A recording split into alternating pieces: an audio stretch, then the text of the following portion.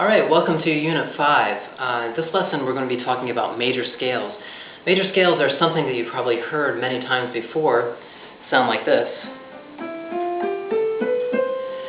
And that's a very familiar sound, I'm sure, and the reason it's so familiar is because it's really the foundation of most of the music that we listen to. I would say 98% of the music is based around this major scale. As we go on through the lessons, you'll see why this is, but what this lesson today is just to learn how to build the major scale. So, to learn how to build the major scale, we're going to actually start with the note C and look at the keyboard. The reason we're going to start with C instead of A is because the C major scale uses all natural notes, so it's a lot easier to start with. Alright. Start with C.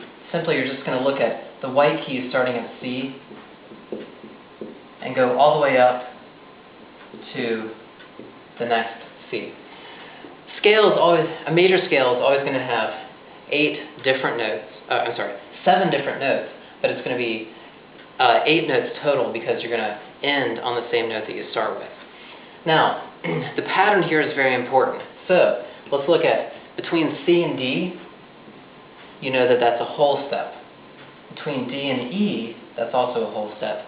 Now between E and F, you know that this is a half step. Continuing up, F and G is a whole step, G and A, whole step, A and B, whole, and then B to C is also a whole step.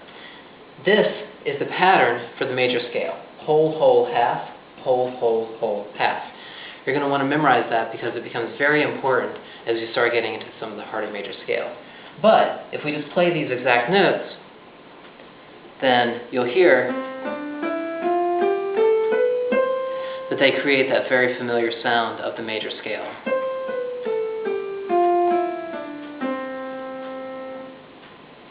Now, in the next lesson, we're going to talk about some of the scales that start on other notes besides C, because that's when it starts to get a little bit complicated.